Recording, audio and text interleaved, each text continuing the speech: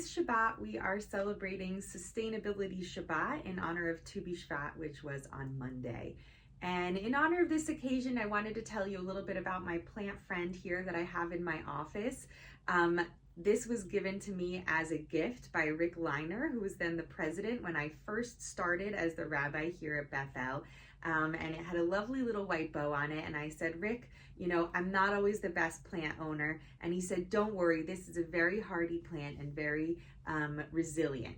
And in fact, I have found that to be very much the case. I have done my best to water it as often as I can, but it does happen that sometimes I'm away or busy and I forget for a stretch.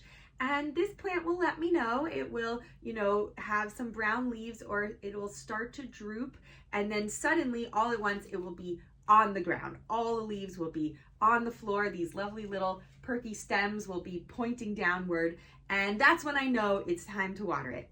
But amazingly, if I give it a whole bunch of water, slowly in just a couple of hours, the stems pick themselves up off the ground, the leaves look perky again, and here it is just like this. And sometimes the leaves will get a little yellow or brown, and I'll have to trim that and prune that leaf off.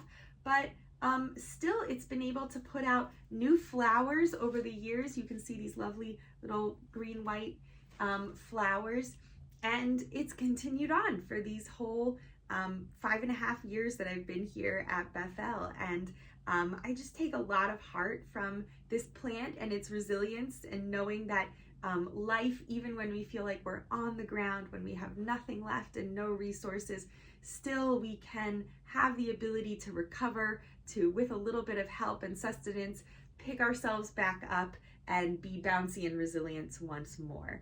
And sometimes we might need to prune a little bit, might need to reform our vision for the future based on our experiences, but still we can continue on and put out flowers.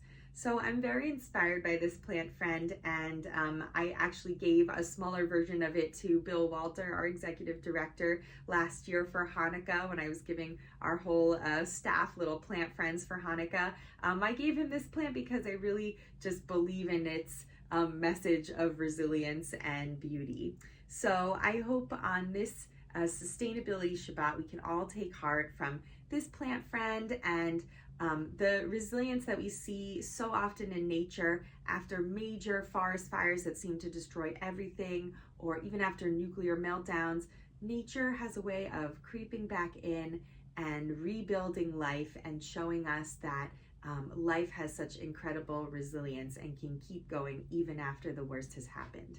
So whether you're struggling with something in your personal life or just the state of the world these days, I hope you'll take heart from the resilience of nature and my plant friend here, and take some time to replenish yourself and find nourishment. And maybe you can even do that in Shabbat itself. So wishing you Shabbat Shalom and happy Tu Bishvat.